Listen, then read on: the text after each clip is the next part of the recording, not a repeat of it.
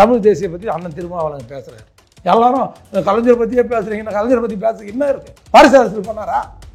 உணவு கேட்குற திருமாவளவா? வாரிசு அரசியல் பண்ணுற அதை பற்றி கேட்கறதுக்கு துப்பு இல்லை. கருணாநிதி மட்டும் பேசுகிறீங்கன்னா கருணாநிதி தொடர்ந்து துரோகம் பண்ணாரா தமிழ் தேசிய எம்ஜிஆரை பற்றி ஏன் பேசுகிறேன்னு உண்மையாக தேசிய உணர்வு இந்திய தேசிய உறவு தலை புரட்சி அவருக்கும் தெரியும் தானே, திருமாவளவனுக்கும் தெரியும். தெரிஞ்சு இப்போது அவங்க கொடுக்குற 3 சீட்டுக்கு 4 சீட்டுக்கு நாய் மாதிரி ஏன்டா நக்கரா திருமாவளவான்னு கேட்குறாங்க. இந்த மாதிரி வாய்க்கீழியை பேசிட்டு அல்வா கிண்டி கொடுத்துட்டு 1.5 லட்சம் தமிழர்களை கொன்று குவிச்ச காங்கிரஸோட கூட்டணி வச்சுக்கிற திருமாவளவா, உனக்கு மானம் ஈனம் சூடு சொல்ற வெட்ட தமிழை பற்றி பேசக்கூடாது. நீ திருமாவளவன் சொல்ற தமிழை பற்றி நீ பேசுறதுக்கு பச்சை எப்படி திட்டு எனக்கு தெரியல. அது பொதுவெளியில் என்ன வேலை பார்க்குறேன்? நீ ஜாதி கலவரத்தை தூண்டுறியா இல்லை மத கலவரத்தை தூண்டுறியா? தொடர்ந்து இந்த வேலை செய்யணும் இருக்காங்க. நீ திமுகவுக்கு புரோக்கராக இருந்துருப்போம், நாங்கள் வானான்னு சொல்றோம். ஆனால் திமுகவுக்காக விசுவாசமாக இருக்கு. 7 சீட்டு ராமதாஸுக்கு பேசி முடிச்சுட்டாங்க திமுக. 200 கோடி பணமாக பேசி முடிச்சுட்டு 100 கோடி அட்வான்ஸும் பாமக வாங்கிட்டாரா ராமதாஸ்? உனக்கு தெரியுமா? திருமாவளவன் நீ பண்ணுவான்னு தெரிஞ்சுதான் அவங்க ராமதாஸ் சேத்துல காலை வச்சாலும் பரவாயில்ல, ராமதாஸ் கிட்ட கூட்டணியை முடிச்சுட்டாங்க. நீ ஒன்றா வெரிஃபை பண்ணிக்க. போட்டி கை மாறிச்சு ராமதாஸ். தேமுதிக. ஆமாம், தேமுதிக. இது வந்து திமுக இன்னு, அது 2 திமுக இன்னு, இந்த 2 திமுக அவுட்டு.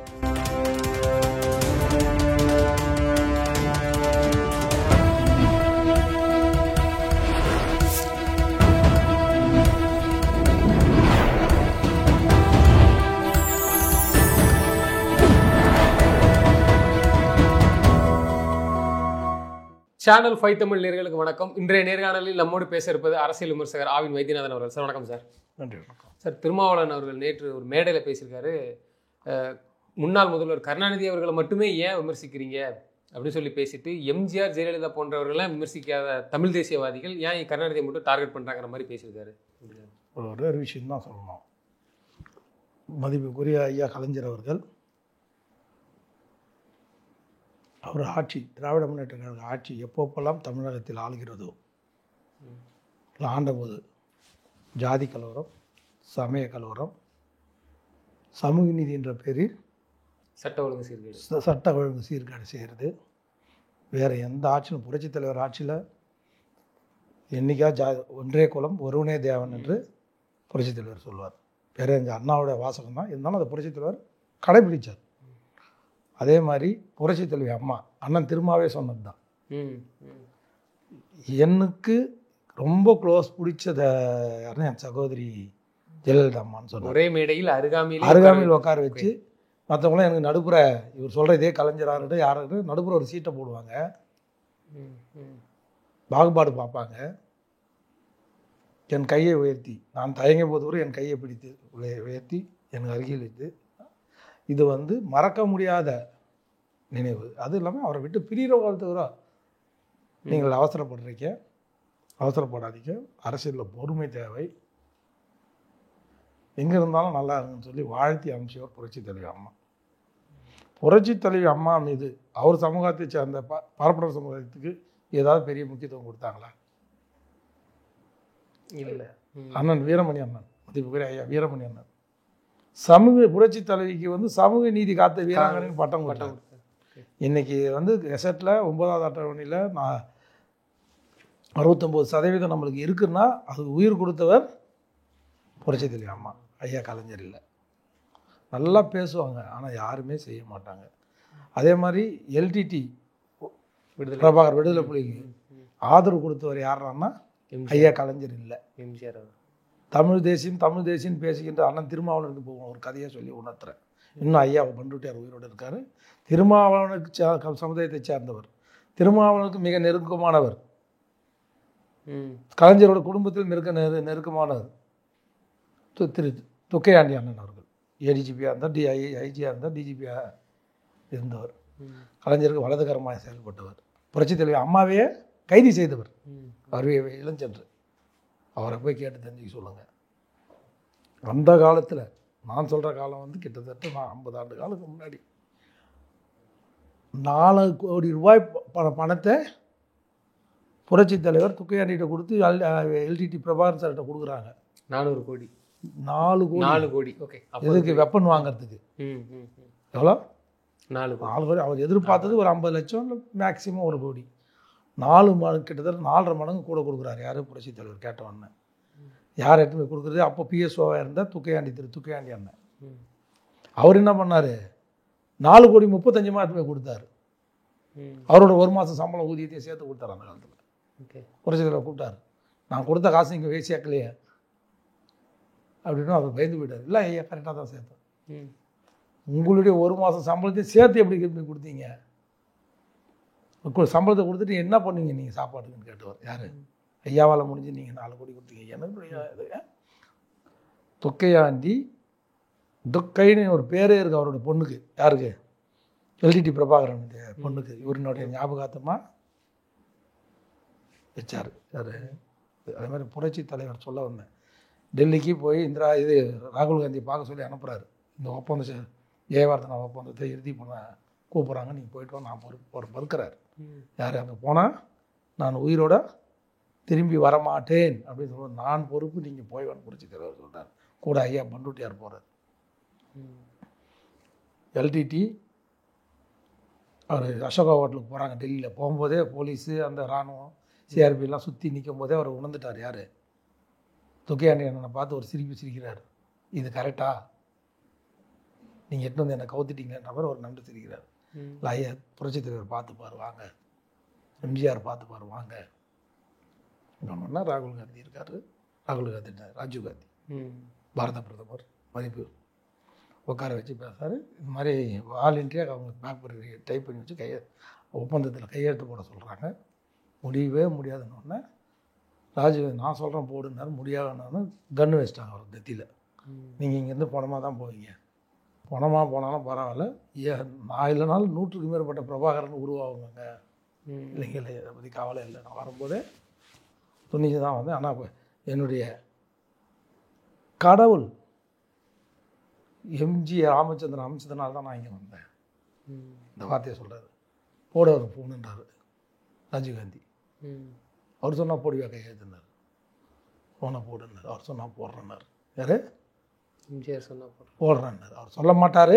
அப்படி அவர் ஒரு கால் சொல்லிட்டாரு போடுன்னு சொன்னால் நான் போடுறேன்னாரு. ஹாட்லைன் அப்போலாம் இது மாதிரி செல் வசதிலாம் கிடையாது. ஹாட்லைனில் கையில் விடுறாங்க. புரட்சி தலைவர் சொன்ன ஒரே வார்த்தை என்ன தெரியுமா? தம்பி பிரபாகரன் மீது சிறு காயம் ஏற்பட்டால் கூட தமிழ்நாட்டில் இருக்கிற ஒட்டுமொத்த காங்கிரஸ்காரன் தலையும் தரையில் இருக்கும், முண்டமாக இருக்கும். சொன்னது மட்டும் இல்லை, எல்லா காங்கிரஸ்காரன் வீட்டுக்கும் ஆரம்பிச்சிட்டார். ரவுடி போல் எல்லாரும் அனுப்பிச்சிட்டார். அவர் எப்படி நான் அனுப்பிச்சி வச்சனோ அப்படி திருப்பி வரணும். அதில் ஏதாவது சிறு சேதாரம் ஏற்பட்டாலும் ஒரு காங்கிரஸ்காரன் தமிழ்நாட்டில் உயிரோடு இருக்க மாட்டான். அப்படி இருந்தால் கலைஞர்கிட்ட இந்த ஆட்சியை நான் ஒப்படைச்சிடுவேன். இது அனைத்து இந்திய அண்ணா திராவிட முன்னேற்ற கலைஞர்கிட்ட கொடுத்துட்டு நானே போய் யாழ்ப்பாணத்தை போய் நானே முன்னின்று என் தலைமையில் போராட்டம் நடத்துவேன். மிகப்பெரிய விளைவை சந்திச்சு போல. இது வரைக்கும் புரட்சி தலைவர் அது மாதிரி கோவப்பட்டதே கிடையாது வாழ்நாளில். யார் தேசிய தமிழ், யார் தேசிய தமிழ்? இது மாதிரி கலைஞர் என்னைக்குன்னா சொன்னாரா? மெரினாவில் போனார், உண்ணாவிரதம் இருந்தார், மதியத்துக்குள்ளே எல்லாம் சரியாகி போச்சுன்னு பேக் பண்ணின்னு ஓடி வந்துட்டார். தானே உண்மை. ஆனால் அவர்களை நம்ம தமிழ் தேசிய பற்றி அண்ணன் திருமாவளவன் பேசுகிறார். திருமாவளவன் இதை ஏற்பாரா? தமிழ் தேசிய எம்ஜிஆரை பற்றி ஏன் பேசுகிறேன்னு உண்மையாக தேசிய உணர்வு, இந்திய தேசிய உறவு புரட்சி தலைவர் அவருக்கும் தெரியும் தானே, திருமாவளவனுக்கும் தெரியும். எதையும் தெரியும். தெரிஞ்சு இப்போது அவங்க கொடுக்குற 3 சீட்டுக்கு 4 சீட்டுக்கு நாய் மாதிரி ஏன்டா நக்கரா திருமாவளவான்னு கேட்குறேன் நான். நக்கிறது மூலம் நக்கிட்டு போகாது உன்னுடைய தனிப்பட்ட விரும்ப. எதுக்கு புரட்சி தலைவரையும் நீ வந்து அவமானப்படுத்துற? இதில் ஒரு காரியம் புரட்சி தலைவர் செய்த ஒரே ஒரு உதாரணம் உனக்கு சொல்லியிருக்கிறேன். இன்னும் பல உதாரணம் இடம் கொடுத்தது. அண்ணன் இந்திரா காந்தி இருக்கும்போது அந்த எல்டிடியை எப்படி உருவாக்குனாங்க, அதுக்கு எப்படிலாம் பாடுபட. எது தேசியம்? அதனால தான் நீ போய் பாடுறா திருமாவளவன். நான் சொல்கிறேன், இலங்கையில் போய் பாரு, ஒவ்வொரு தமிழ் வீட்லேயும் எல்டிடி பிரபாகரன் படம் இருக்குதோ இல்லையோ, புரட்சி தலைவர் படம் இல்லாத வீடு கிடையாது. அவர் வீட்டுக்கு ஆப்போசிட்லேயே சிலை இருக்கு. பார்த்தீங்களா? எதனாலனா இது ஒரு தலைவன் இந்த மாதிரி வாய்க்கீழியே பேசிட்டு அல்வா கிண்டி கொடுத்துட்டு 1.5 லட்சம் தமிழர்களை கொன்று குவிச்ச காங்கிரஸோட கூட்டணி வச்சுக்கிற திருமாவளவா, உனக்கு மானம் ஈனம் சூடு சொல்ற வெட்ட தமிழை பற்றி பேசக்கூடாது. நீ திருமாவளவன் சொல்ற தமிழை பற்றி நீ பேசுறதுக்கு இதெல்லாம் பச்சை எப்படி திட்டுன்னு உனக்கு தெரியல. எனக்கு பொதுவையில் துடிக்கிறார் அர்த்தம் எங்களுக்கு.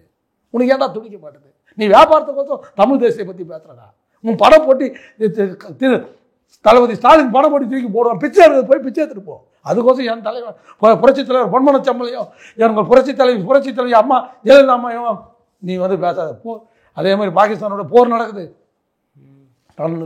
நடித்து சம்பாதிச்ச அத்தனை நகையும் அம்மா நிதியாக கொடுத்தாங்கடா. அது மாதிரி உங்கள் கருணாநிதி வீட்டிலேருந்து ₹1 ஒரு சல்லி காசு கொடுப்பாங்கன்னு சொல்லு, கொடுத்துருக்காங்கன்னு சொல்லு. முத்துவேல் கருணாநிதி ஸ்டாலின் சொல்கிறீ, அவர் எதனா ₹100 கொடுத்தாரா? பேசுறீங்க இவங்களை பற்றி வேற பேசலை, எல்லாரும் கலைஞர் பற்றியே பேசுகிறீங்கன்னா கலைஞரை பற்றி பேச என்ன இருக்கு? இனிஷியேட்னார் போவார், அதை ஒன்றா பேச சொல்கிறியா? சொல்லு. அதை ராஜாதி போய் பார்க்கறது போனால் பேசணும். காலைல ஒரு வீடு, சாயந்தரம் ஒரு வீடு, நைட்டு ஒரு வீட்டுக்கு போவார். மேடைக்கு போயிட்டோங்கிறதுனாலே அதுக்கு இந்த மாதிரிலாம் பேசணும்னு ஒரு தரம் கட்ட திரும்ப அவ்வளோவான்னு கேட்குறேன். தரம் கட்டு போச்சுடா உனக்கு. உன் தரம் புரட்சித் தலைவர் பொன்மனச்செம்மலை பற்றி உனக்கு பேசுறதுக்கு என்னடா அருகதை இருக்குதுன்னு கேட்குறேன் நான். என் தலைவன் பொன்மனச்செம்மல் செத்தம் இன்னைக்கு பல கோடி பேர் 3 பசங்களை படிக்க வச்சுருக்கிறார். அவர் ஒரு ₹100 அவங்க குடும்பத்துக்கு கொடுத்துருக்காரா? அவங்க இன்னைக்கு புரட்சித் தலைவர் குடும்பம் எப்படி கஷ்டப்படுது? இல்லை அவரோட அண்ணன் எம்ஜி சக்கரமணிக்கு பசங்களுக்கு எதுனா கொடுத்தாரா? இல்லை அவங்க பசங்க அரசியல் வாரிசாக கொண்டு வந்தாரா? கருணாநிதி மாதிரி தளபதி மு.க. ஸ்டாலினுக்கு அப்புறம் உதயநிதி ஸ்டாலின், அதுக்கப்புறம் இன்பநிதி ஸ்டாலின் அப்படின்னு அவர் எதனா கட்சியை வித்தாராடா? வாரிசு அரசியல் பண்ணாரா? உணவு கேட்குற திரும்ப அவ்வளோவா? வாரிசு அரசியல் பண்ணுற அதை பற்றி கேட்கறதுக்கு துப்பு இல்லை உனக்கு. வந்துட்டேன் உடனே புரட்சித் தலைவரை பற்றி ஏன் பேச மாட்டேங்க? உனக்கு நாக்கழுகி போயிடா. அவனுக்கு புரட்சித் தலைவரை பற்றி பேசாதடா. அவர் பொன்மனச்செம்மல் மனித கடவுள்ரா. அவரு என் தாய் அவருடைய வாரிசு அண்ணன் பொண்ணு எதனா அரசியல் கொண்டு வந்தாங்களா? அவங்க அண்ணி அரசியல் கொண்டு வந்தாங்களா? நீ பேசாத. எந்த வாரிசு நேரு குடும்பத்துக்கு அப்புறம் இந்திரா காந்தி அப்புறம் ராகுல் காந்தி வாரிசு அரசியல் பண்ணதை எதிர்த்திய நீ அன்னைக்கு. இன்னைக்கு எதுக்கு அதே வாரிசு உங்க குடும்பத்தில் நடக்குது? ஏன் துரைமுருகனுக்கு அந்த தகுதி இல்லையா துணை முதல்வர் வாரத்துக்கு? பெருமாமணி சமூகத்தை சேர்ந்த துரைமுருகனுக்கு திறமை இல்லையா? இந்த அங்கே இருக்கிற ஜெகத் லட்சத்துக்கு ஆகிறதுக்கு திறமை இல்லையா? கேட்குறீங்க. எனக்கு முதலமைச்சருக்கு தகுதி இல்லை. உனக்கு தகுதியே கிடையாதுடா. என்னைக்கு புரட்சி தலைவி அம்மா பேச்சு திருமாவளவனுக்கு தமிழ்நாட்டில் ஆளக்கூடிய தகுதி எந்த காலத்திலே கிடையாதுடா. நான் சொல்கிறேன். ஏன் என்ன துணை முதல்வர் எப்படி சொல்லுவாங்க இது மாதிரி பேசணும்னா?